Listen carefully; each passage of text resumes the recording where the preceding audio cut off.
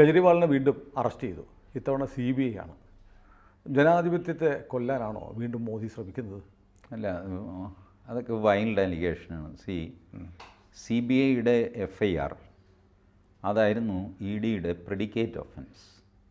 EDക്ക് ഒരു predicate offence വേണമല്ലോ അവരുടെ കേസിന്. അത് വെച്ചിട്ട് ED അന്വേഷണം നടത്തിയിട്ട് EDയാണ് ആദ്യം കേജ്രിവാളിനെ അറസ്റ്റ് ചെയ്യുന്നത്. അതും 9 സമൻസ് അയച്ചതിന് ശേഷം. CBI അവരുടെ രീതിക്ക് എവിഡൻസ് കളക്ട് ചെയ്യായിരുന്നു. പ്രിവെൻഷൻ ഓഫ് കറപ്ഷൻ ആക്ട് വെച്ചിട്ടുള്ള പ്രൊസീഡിങ്സാണ് CBIയുടെ. EDയുടെ മണി ലോണ്ടറിങ് ആണ്. ഈ ആളുകൾക്ക് ഇത് തമ്മിൽ ഇതെങ്ങനെയാണ് ഒരേ കാര്യത്തിന് 2 കേസ് 2 ഏജൻസി എന്നൊക്കെ തോന്നും. അങ്ങനെയല്ല.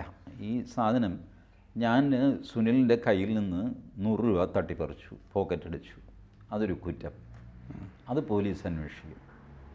ഈ 100 രൂപയ്ക്ക് ഞാൻ എന്തെങ്കിലും സാധനം വാങ്ങിച്ചു. ഈ 100 രൂപ എൻ്റെ കയ്യിൽ കള്ളപ്പണമാണല്ലോ. ആ കള്ളപ്പണം ഞാൻ വെളുപ്പിക്കാൻ ശ്രമിക്കുമ്പോൾ ആ കുറ്റത്തിന് പിടിക്കുന്നത് EDയാണ്. അത് പോലീസിന് അധികാരമില്ല. കാരണം 100 രൂപയ്ക്ക് ഞാൻ സാധനം വാങ്ങിച്ചാൽ പോലീസിനെന്താ?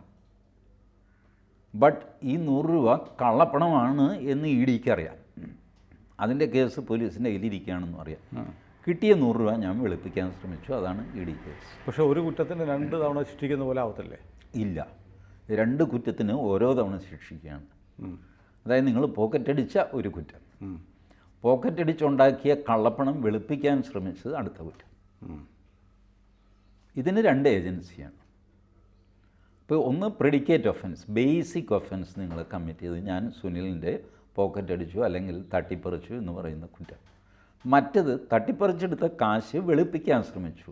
മനസ്സിലായി. തട്ടിപ്പറിച്ചെടുത്തത് കള്ളപ്പണമാണ്, എനിക്ക് അർഹതപ്പെട്ടതല്ല അത്. അപ്പോൾ അത് ഞാൻ വെളുപ്പിക്കാൻ ശ്രമിക്കുന്നു. സൂത്രത്തിന് 1 ഗ്രാം തങ്കത്തിൽ പൊതിഞ്ഞ മോതിരം ഒരെണ്ണം വാങ്ങിക്കാം, ഇങ്ങനെയൊക്കെ വെളുപ്പിക്കാൻ ശ്രമിക്കുന്നു. ഞാൻ സിമ്പിൾ ഉദാഹരണമായിട്ട് പറയുകയാണ്. അപ്പോൾ ഇത് 2 കുറ്റമാണ്. അപ്പോൾ ഈ തട്ടിപ്പറിച്ച കേസ് CBI രജിസ്റ്റർ ചെയ്തെങ്കിലും അവർക്ക് വേണ്ടത്ര തെളിവുകളായിട്ട് ഇങ്ങനെ അറസ്റ്റ് ചെയ്യാനുള്ള സാഹചര്യം വന്നിട്ടില്ല. മറ്റവർക്ക് എന്താ, ഈ 100 രൂപ കൊണ്ടുപോയി എന്നുള്ളതിന് തെളിവുണ്ട്, സാക്ഷിയുണ്ട്, കാര്യമൊക്കെയുണ്ട്. ആകെ 100 രൂപ എവിടെ? ഇത് കേജ്രിവാളിൻ്റെ ഒരു സ്ഥിരം ചോദ്യമാണ്. 54 തക് നഹീ മിലി മേരെ ഘർ സെ, 4 അണ പോലും എൻ്റെ വീട്ടിൽ നിന്ന് കിട്ടിയിട്ടില്ല.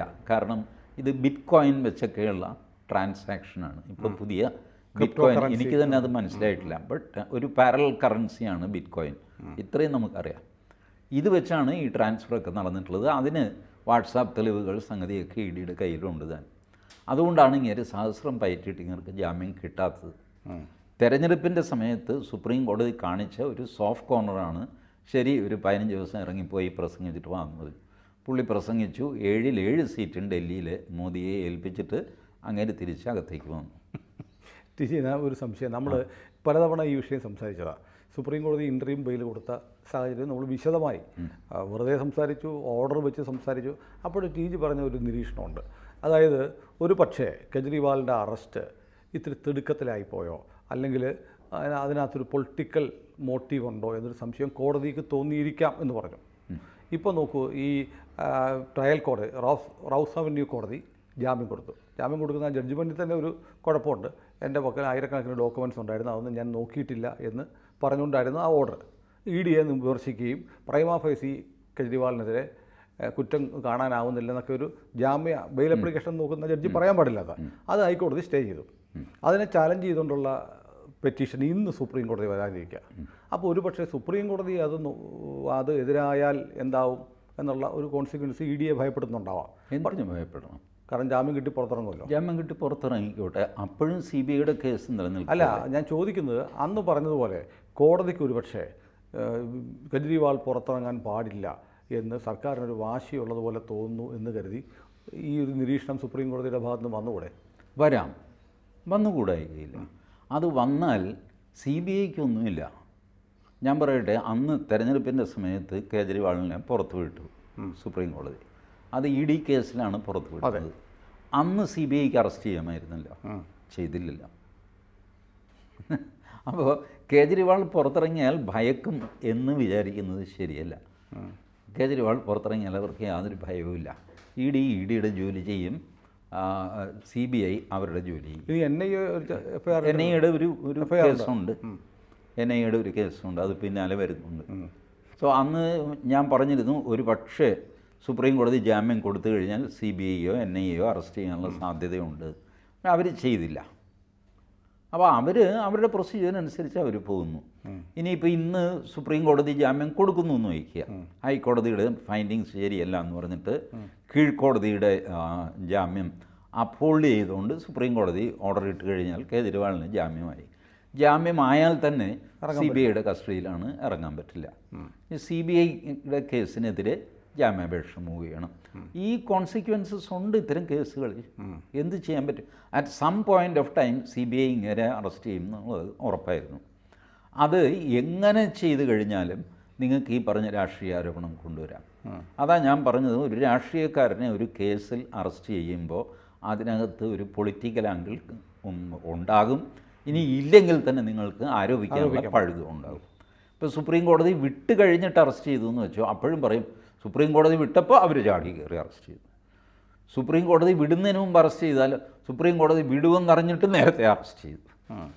ഇപ്പം നേരത്തെ അറസ്റ്റ് ചെയ്താലും കുറ്റം, താമസിച്ച് അറസ്റ്റ് ചെയ്താലും കുറ്റം. ചുരുക്കി പറഞ്ഞ് ഇദ്ദേഹത്തെ അറസ്റ്റ് ചെയ്യാതെ കേസെല്ലാം പിൻവലിച്ച് വെറുതെ വിട്ട് കഴിഞ്ഞാൽ അപ്പോൾ അതിന് കുറ്റം പറയാം, കണ്ടോ എല്ലാം കള്ളമായിരുന്നു, അല്ലെങ്കിൽ ഇവർ പിൻവലിക്കുക. പക്ഷേ ഇതിനകത്ത് കേന്ദ്ര സർക്കാരിൻ്റെ ഒരു വലിയ വീഴ്ചയുണ്ട്. ഡൽഹിയിൽ ആളുകൾ ഒരു തുള്ളി വെള്ളം കിട്ടാതെ കഷ്ടപ്പെടുകയാണ്. വെള്ളം കിട്ടാനേ ഇല്ല. ഇപ്പോൾ അവരുടെ മന്ത്രി പോലും, ആപ്പിൻ്റെ മന്ത്രി പോലും കേന്ദ്രത്തിനെതിരെ സമരം ചെയ്യുക. ഹരിയാനയിൽ നിന്ന് വെള്ളം കൊടുക്കുന്നില്ല, പഞ്ചാബിൽ നിന്ന് വെള്ളം കൊടുക്കുന്നതിനെക്കുറിച്ച് അവർ ആലോചിക്കുന്നില്ല, അപഹരിക്കുകയാണ്. ഏതായാലും ഇങ്ങനെ ജനങ്ങൾ കഷ്ടപ്പെടുന്നു. അവിടെ മുഖ്യമന്ത്രി ഇല്ലാതെ ക്യാബിനറ്റിൽ ചേരാൻ പറ്റാതായിട്ട് 2 മാസത്തോളമായി. അപ്പോൾ ജനങ്ങളെ ഇങ്ങനെ കഷ്ടപ്പെടാൻ വിട്ടുകൊടുക്കുന്ന കേന്ദ്ര സർക്കാരിൻ്റെ ഭാഗത്തൊരു വീഴ്ചയില്ലേ? എന്ത് ചെയ്യണം കേന്ദ്ര സർക്കാർ? കേന്ദ്ര സർക്കാരിന് ചെയ്യാവുന്നത് കേജ്രിവാളിനെ പിരിച്ചുവിടുക എന്നുള്ളതാണ്.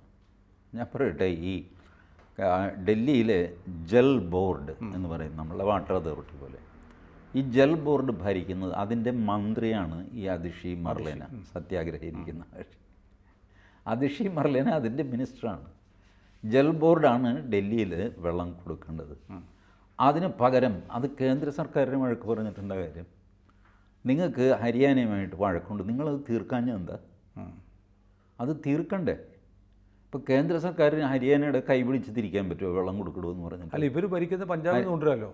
ഹരിയാനയിൽ വെള്ളമില്ല, പഞ്ചാബിൽ നിന്ന് വെള്ളം വരണമെങ്കിൽ ഹരിയാന വഴി വരണം. നിങ്ങൾ ഈ വെള്ളം എൻ്റെതാണെന്ന് നിൻ്റെതാണെന്ന് പറഞ്ഞുള്ള ഈ വഴക്കിൽ കാര്യമില്ല. അതിനൊരു സൊല്യൂഷൻ ഉണ്ടാക്കിയേ പറ്റുള്ളൂ. ഇവർ ചെയ്യുന്നത് ഈ പ്രശ്നം ഇതുപോലെ നിലനിർത്തിയിട്ട് ടാങ്കർ മാഫിയയിൽ നിന്ന് കാശടിച്ച് മാറ്റുകയാണ്. താമസിയാതെ നോക്കിക്കോ, അടുത്ത CBI കേസ് ഈ അതിഷി മർലേനയ്ക്കെതിരെ അടക്കം വരും, ഈ ടാങ്കർ മാഫിയയുമായിട്ട് കളിക്കുന്നത്. ടാങ്കറിൽ ഫുൾ വെള്ളം പോലും ഡൽഹിയിൽ വരുന്നില്ല.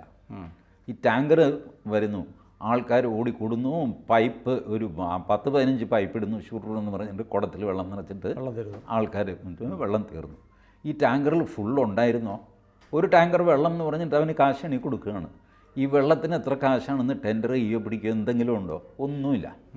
ഒരു എമർജൻസി ക്രിയേറ്റ് ചെയ്തിട്ട് ടാങ്കറിൽ സപ്ലൈ ചെയ്യുക.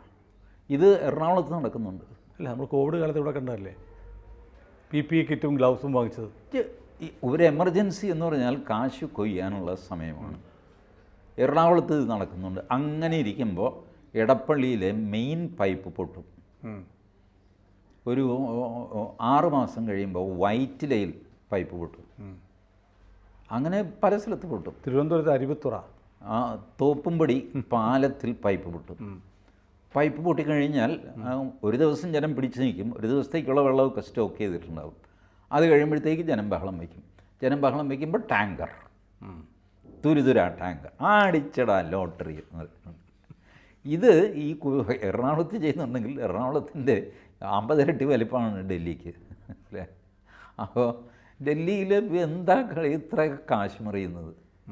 ഡൽഹി ജൽ നിഗം, വൈദ്യുതി നിഗം, ഇതൊക്കെ വെച്ചിട്ട് സുഖമായിട്ട് കാശുണ്ടാക്കും. ഡൽഹിക്ക് പുഴയൊന്നുമില്ല അല്ലേ? യമുന ഡൽഹിയിലൂടെയാണല്ലോ. ഈ ജലക്ഷാമം അവിടെ വരാൻ കാരണം എന്താ? ജലക്ഷാമം വരാൻ കാര്യം എന്ന് വെച്ചാൽ എല്ലാവരും ആവശ്യം പോലെ വെള്ളം എടുക്കും. ഇത്രയും പോപ്പുലേഷന് വെള്ളം കിട്ടാൻ വഴിയില്ല. ഇപ്പോൾ യമുനയിൽ വെള്ളമുണ്ട്, അത് പക്ഷേ വീടുകളിൽ എത്തിക്കാനുള്ള സംവിധാനമില്ല. ഇവർ ഈ ആൾ കൂടും തോറും കൂടുതൽ ഫ്ലാറ്റ് കൂടുതൽ ഏരിയയ്ക്ക് ഡൽഹി വികസിക്കുമ്പോൾ അതിനനുസരിച്ച് പൈപ്പുകൾ വലുതാക്കണ്ടേ. ഒന്നുകിൽ പൈപ്പ് വലുതാക്കണം, അല്ലെങ്കിൽ പാരലൽ പൈപ്പ് ഇടണം. ഷീലാ ദീക്ഷിത് ഭരിച്ചുകൊണ്ടിരുന്നപ്പോൾ 39% സ്ഥലത്തേക്ക് ഷീല ഈ വെള്ളം സ്പ്രെഡ് ചെയ്തിരുന്നു. അവർ കോൺഗ്രസ്സുകാരി ആയതുകൊണ്ട് ചെയ്തില്ല എന്ന് പറയാൻ പാടില്ല. 39%. അരവിന്ദ് കെജ്രിവാൾ വന്നതിന് ശേഷം 6% ഇൻക്രീസേ ഉണ്ടായിട്ടുള്ളൂ പൈപ്പിങ്ങിൽ. ബാക്കി മുഴുവൻ ടാങ്കറിലാണ്. പൈപ്പ് വേണ്ടില്ല, ടാങ്കറിൽ കൊടുക്കും, നമുക്കും വല്ല കിട്ടും, നമുക്കും തടയും. ഈ പരിപാടിയാണ് ചെയ്തത്. എന്തുകൊണ്ട് ഡൽഹിയിലെ ഈ പൈപ്പ് നെറ്റ്വർക്ക് വികസിപ്പിച്ചില്ല? പുതിയ ഫ്ലാറ്റുകൾ പുതിയ സ്ഥലത്തേക്ക് നഗരം വളരുന്നു. ആ വളരുന്നത് ഹെൽത്തി സൈനാണോ എന്നുള്ളതൊക്കെ പോട്ടെ, മനുഷ്യർക്ക് ജീവിക്കണമല്ലോ, അടിസ്ഥാനപരമായിട്ട് വെള്ളം വേണം. അപ്പോൾ അതിന് പൈപ്പ് ലൈൻ ഇട്ട് കൊടുക്കണം. ഇപ്പം യമുനയിൽ വെള്ളം ഉണ്ടെങ്കിൽ പോലും ഡൽഹിയിൽ ഇപ്പോൾ വെള്ളം സപ്ലൈ ചെയ്യാൻ പറ്റില്ല, കാരണം പൈപ്പില്ല. അപ്പോൾ ടാങ്കർ. ഇതാണ് ഈ ടാങ്കറുകൾക്ക് വെള്ളം കിട്ടുന്നത് എവിടെ? അവർ പഞ്ചാബിൽ നിന്ന് ഓടി വരികയാണോ? അല്ല, യമുനയിലെ വെള്ളമാണ്. യമുന നദിയിലെ വെള്ളമാണ് ടാങ്കറുകൾ അടിക്കുന്നത്. അതുപോലെ മൊത്തം ഡൽഹിയിൽ ജലക്ഷാമമില്ല, ചില പോക്കറ്റുകളിലാണ്. പൈപ്പ് എത്താത്ത സ്ഥലത്ത് വെള്ളമില്ല, അപ്പോൾ ടാങ്കറിൽ കൊടുക്കേണ്ടി വരുന്നു. അത് അഴിമതിക്കുള്ള ഒരു സാധ്യതയാക്കി. സാധ്യതയല്ല, അഴിമതി നടന്നുകൊണ്ടിരിക്കുകയാണ് എല്ലാവരുടെയും കൺമുമ്പിൽ. പക്ഷേ കുടിവെള്ളത്തിൽ അഴിമതി എന്ന് പറഞ്ഞിട്ട് അത് ടാങ്കർ തടഞ്ഞു നിർത്തി ബഹളം വയ്ക്കാൻ പറ്റുമോ? വെള്ളം വേണ്ടേ? അപ്പോൾ നിസ്സായരായ ആൾക്കാർ വെള്ളം അഴിമതിയോ എന്ത് കുന്തോ ആയിക്കോട്ടെ, ഒരു കുടം വെള്ളം വേണം ഇപ്പോൾ അത്യാവശ്യം കഞ്ഞി വയ്ക്കാൻ. ഇതാണ് അവരുടെ അവസ്ഥ. ഇപ്പോൾ കെജ്രിവാളിൻ്റെ അറസ്റ്റ് ഇപ്പോൾ വീട്ടിൽ നടന്നു. ഇപ്പോൾ ജാമ്യം എന്താണെന്നുള്ളത് സുപ്രീം കോടതി ഇപ്പോൾ ഏതാനും മണിക്കൂറുകൾ പറയാൻ പോവാം. അതെന്തും ആവട്ടെ, അയാൾക്ക് ജാമ്യം, അയാൾ പുറത്തിറങ്ങാൻ പോകുന്നില്ല. പക്ഷേ എൻ്റെ ഒരു സംശയം, ആപ്പ് എന്ന് പറയുന്ന രാഷ്ട്രീയ പ്രതിഭാസം പതുക്കെ ഡിക്ലൈൻ ചെയ്യുകയാണോ, അവസാനിക്കുകയാണോ? അതിനി അടുത്ത തെരഞ്ഞെടുപ്പിലേ പറയാൻ പറ്റുള്ളൂ. അടുത്ത തെരഞ്ഞെടുപ്പിൽ കേജ്രിവാളിൻ്റെ ആപ്പ് ഡൽഹിയിൽ തോറ്റ് തുന്നം പാടിയാൽ അത് അവസാനിച്ചു എന്ന് പറയാം. അതല്ല, വീണ്ടും അയാൾ അധികാരത്തിൽ വരികയാണെങ്കിൽ അത് ഡൽഹിയുടെ വിധി എന്നേ പറയാൻ പറ്റുള്ളൂ. ചില ദുർവിധികളൊക്കെ മനുഷ്യൻ സ്വയം അംഗീകരിച്ച് സ്വീകരിക്കാറുണ്ട്. അങ്ങനെ ഡൽഹിക്കാർ ചെയ്താൽ ദൈവം രക്ഷിക്കട്ടെ. പഞ്ചാബ് അതുപോലെ തന്നെ പഞ്ചാബും ഇതേ അവസ്ഥയിലാകും. ആപ്പിനെ ഏൽപ്പിച്ചു കഴിഞ്ഞാൽ ജനാധിപത്യമാണ്, ആർക്കെങ്ങോട്ട് വേണമെങ്കിലും വോട്ട് ചെയ്യാം. അതുകൊണ്ട് ഞാനതിൻ്റെ റിസൾട്ട് പ്രൊഡിക്റ്റ് ചെയ്യാനൊന്നും ഞാനില്ല. ബട്ട് ഡൽഹിക്കാർ അനുഭവിക്കും. ഏതായാലും നേരത്തെ ടി ജി പറഞ്ഞത് ശരിയാവുകയാണെന്ന് തോന്നുന്നു. കെജ്രിവാൾ ഇനി വെളിച്ചം കാണാൻ വലിയ ബുദ്ധിമുട്ടായിരിക്കും. ബുദ്ധിമുട്ട് ഇപ്പോൾ ഈ CBI കേസിൽ അങ്ങേരെ അറസ്റ്റ് ചെയ്തു. അതിൻ്റെ ജാമ്യം സംഗതിയൊക്കെ ഏകദേശം തീരാറാകുമ്പോഴായിരിക്കും NIAയുടെ പിടിയിൽ വരുന്നത്. അതും കൂടെ ആയിക്കഴിഞ്ഞാൽ പിന്നെ പുള്ളി ഫ്രീ ആകും.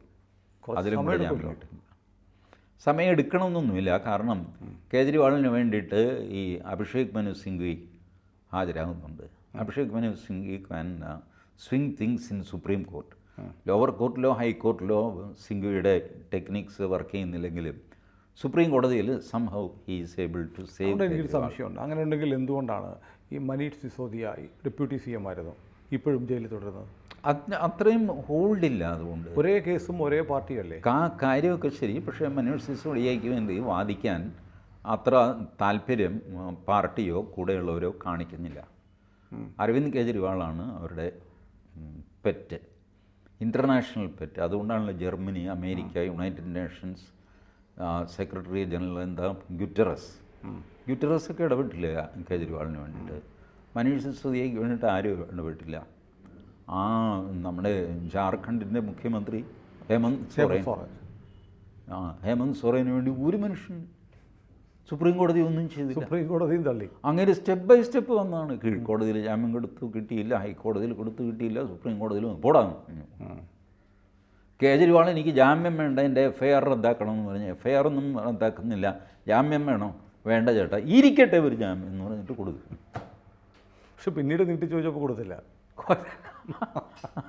എന്ത് നാടകമാണ് അവിടെ നടന്നത് എനിക്കറിയില്ല.